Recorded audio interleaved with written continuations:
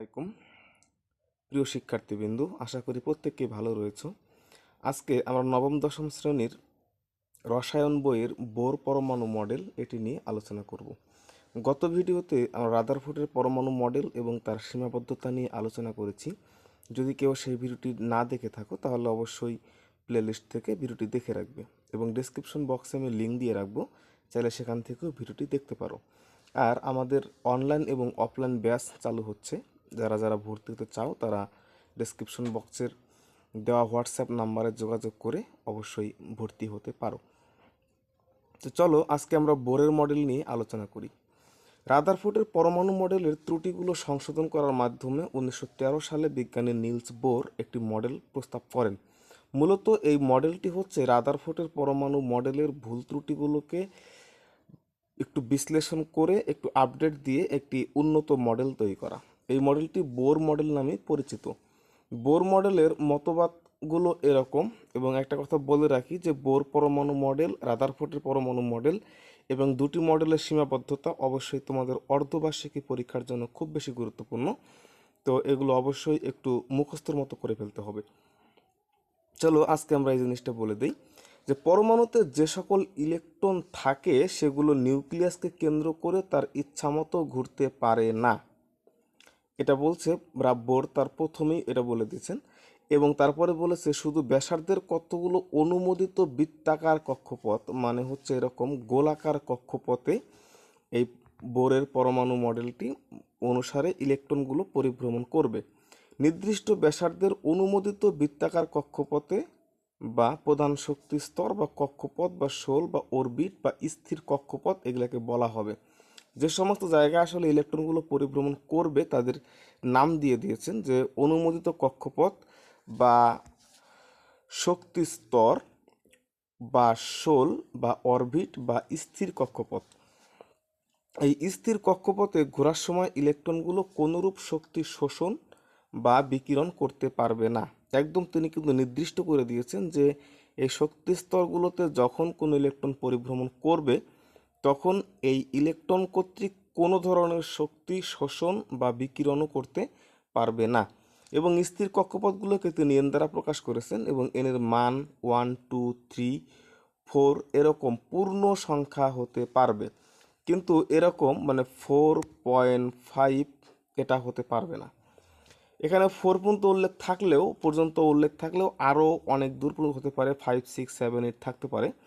তো এটা আমাদের যে পর্যায় সারণীতে 118টি পরমাণু রয়েছে, তো এই 118টি পরমাণুর জন্য মূলত এত বেশি প্রয়োজন হয় না, যার কারণে আমরা চতুর্থ এই পর্যন্তই আমরা নিয়ে রাখি। চতুর্থ শক্তি স্তরের মধ্যেই আমরা সকল পরমাণুকে বিন্যাস করতে পারি, যার কারণে এখানের বেশি দেওয়া হয়নি। তো অন্যভাবে এখানে এন সমান সমান নাম দেওয়া হয়েছে। এন সমান সমান যখন 1 হবে তখন কে শক্তি স্তর, এন সমান সমান 2 হলে এল শক্তি স্তর, এবং এন সমান সমান 3 হলে এম শক্তি স্তর, এবং এন সমান সমান 4 হলে এন শক্তি স্তর ইত্যাদি। তো বোর মডেল অনুসারে কোনো শক্তি স্তরে ইলেকট্রনের কৌণিক ভরবেগ, এখানে একটা একটু বুঝিয়ে রাখি, যদি কোনো একটি বস্তু এরকম সরল রেখায় চলে তাহলে তার কিন্তু রৈখিক ভরবেগ বা বেগ পাওয়া যাবে। তো বোর মডেল অনুসারে যেহেতু ইলেকট্রনগুলো কোনাকুনি আকারে চলবে, মানে কৌণিক আকারে চলবে, যার কারণে এটা কৌণিক ভরবেগ হবে, এবং এই কৌণিক ভরবেগের মানটা হবে mvr equal nh by twice pi. এই পর্যন্ত। তো এখানে এম হচ্ছে ইলেকট্রনের ভর, একটু জুম করে দেখাই, যদি আমি জুম আউট করে দেখাই তাহলে এরকম হবে যে এম হচ্ছে ইলেকট্রনের ভর, এই মানটি অবশ্যই একটু মুখস্থ করে রাখতে হবে। আর আর হচ্ছে ব্যাসার্ধ, কক্ষপথের ব্যাসার্ধ। ভি হচ্ছে কোন কক্ষপথে যে কক্ষপথে ইলেকট্রনটি ঘুরবে সেই কক্ষপথে ইলেকট্রনের বেগ। এইচ হচ্ছে প্লাঙ্কের ধ্রুবক, যেটাও আমাদের মুখস্থ করতে হবে। H equal 6.626 into 10⁻³ joule per kelvin, sorry, metre square KG inverse 1। তো এখানে এন হচ্ছে প্রধান শক্তি স্তর বা প্রধান কোয়ান্টাম সংখ্যা, আর এখানে যদি শক্তি স্তর এন এর মান কম সেখানে নিম্ন শক্তি স্তর, এবং এন এর মান যেখানে বেশি সেখানে উচ্চ শক্তি স্তর। এই যেখানে আমাদের চিত্রের সাহায্যে বোর পরমাণু মডেলটি সুন্দর করে দেখানো হয়েছে। এরপরে আমরা দেখব যে কোনো প্রধান শক্তি স্তরে ইলেকট্রন ঘোরার সময় যদি কোনো শক্তি সে শোষণ করে বা বিকিরণ করে, তাহলে ইলেকট্রনের অবস্থান কোথায় যাবে। তো ইলেকট্রন যদি শক্তি শোষণ করে, সেই শক্তির মান হবে HV equal HC by lambda. এখানে সি হচ্ছে আলোর বেগ, ভি হচ্ছে শোষিত বা বিকিরিত শক্তির কম্পাঙ্ক, হার্টসে প্রকাশ করতে হবে, ল্যামডা হচ্ছে শোষিত বা বিকিরিত শক্তি। তো এখন এখানে যেটা দেখানো হয়েছে যে যদি দ্বিতীয় কক্ষপথে থাকা কোনো একটি ইলেকট্রন শক্তি বিকিরণ করে, তাহলে সে শক্তি হারিয়ে প্রথম কক্ষপথে চলে আসবে। আবার যদি প্রথম কক্ষপথে থাকা কোনো ইলেকট্রন শক্তি শোষণ করে, তাহলে এখান থেকে দ্বিতীয় কক্ষপথে চলে যাবে। তার মানে শক্তি শোষণ করলে সে উপরের কক্ষপথে যাবে, আর যদি শক্তি বিকিরণ করে তাহলে সে নিচের কক্ষপথে নেমে আসবে। এটাই হচ্ছে ইলেকট্রন শক্তি শোষণ বা বিকিরণ করলে বোর মডেল অনুযায়ী একটি ইলেকট্রনের অবস্থান। তো এরপরে রয়েছে এই তিনটি স্বীকার্যই রয়েছিল বোর মডেলের। এখন আমরা যেটা পড়ব সেটা হচ্ছে বোর পরমাণুর সাফল্য। আসলে রাদারফোর্ডের পরমাণু মডেলটি কেন বাদ দেওয়া হলো, আর বোর পরমাণু মডেলটি এখন পর্যন্ত কেন টিকে রয়েছে, এই সমস্ত বিষয় নিয়ে এখন আলোচনা করব। তো রাদারফোর্ডের পরমাণু মডেল অনুসারে সৌরজগতে সূর্যকে কেন্দ্র করে গ্রহ উপগ্রহগুলো যেমনভাবে ঘুরতেছে, ঠিক তেমনি কি ইলেকট্রনগুলোকেও তিনি বলেছিলেন যে নিউক্লিয়াসকে কেন্দ্র করে ইলেকট্রনগুলো সেভাবেই ঘুরে। এখানে ইলেকট্রন শক্তি স্তরের আকার সম্পর্কে কোনো ধরনের ধারণা দেওয়া হয়নি, কিন্তু বোর এই বিষয়টা ক্লিয়ার করে দিয়েছেন। মানে বোর মডেলে তিনি শক্তি স্তরের আকার বৃত্তাকার, এই কথাটি তিনি বলেছেন।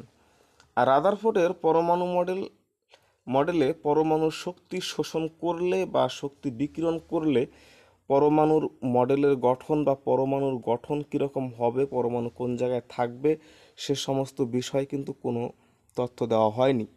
কিন্তু বোরের মডেলে এটা স্পষ্ট করে বলা হয়েছে যে যদি ইলেকট্রন শক্তি শোষণ করে তাহলে উপরের শক্তি স্তরে চলে যাবে।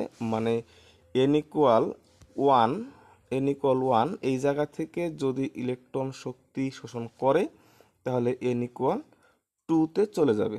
আর যদি n=2 থেকে শক্তি বিকিরণ করে তাহলে সেটা n=1 মানে প্রথম শক্তি স্তরে চলে আসবে। তো এই কথাটা কিন্তু বিজ্ঞানী নিলস বোর এটি স্পষ্ট করে বলে দিয়েছেন। তার দ্বিতীয় স্বীকার্যে এটাই বলা হয়েছে, দ্বিতীয় সাফল্য হিসাবে এটাই গ্রহণ করা হয়েছে। আর রাদারফোর্ডের পরমাণু মডেল মানে সি নাম্বারে যেটা রয়েছে, রাদারফোর্ডের পরমাণু মডেল অনুসারে কোনো মৌলের পারমাণবিক বর্ণালী ব্যাখ্যা করা যায় না। পারমাণবিক বর্ণালী বলতে যখন ইলেকট্রন এক জায়গা থেকে অন্য জায়গায় যায়, তো সেখানে কিছু হালকা রশ্মি বা আলোক রশ্মি বের হয়, সেই সমস্ত বর্ণালীগুলো ব্যাখ্যা করা যায় না। কিন্তু বোরের মডেল অনুসারে সে সমস্ত ইলেকট্রন বা মাত্র একটি ইলেকট্রন বিশিষ্ট যে হাইড্রোজেন পরমাণু রয়েছে, হাইড্রোজেন পরমাণুর ইলেকট্রন সরানোরা করলে যদি কোনো বর্ণালী পাওয়া যায়, সেই বর্ণালীটি ব্যাখ্যা করা সম্ভব হয়। এছাড়া যে আরও অধিক পরমাণু যেগুলো রয়েছে, সে সমস্ত পরমাণু বিশিষ্ট আম, পরমাণু থেকে যে সমস্ত রশ্মি বের হয় বা বর্ণালী বের হয়, তা কিন্তু আবার রাদারফোর্ডের মডেল থেকেও এবং বোর মডেল থেকেও ব্যাখ্যা করা যায় না। যদিও বোর পরমাণু মডেলটি এখন পর্যন্ত টিকে রয়েছে আমাদের মধ্যে, তারপরেও বোর পরমাণু মডেলের কিছু সীমাবদ্ধতা রয়েছে। আমরা এখন সেই সীমাবদ্ধতাগুলো নিয়ে আলোচনা করব। তো এখানে বোর পরমাণু মডেলের সীমাবদ্ধতা বা ত্রুটিগুলো দেখানো হয়েছে।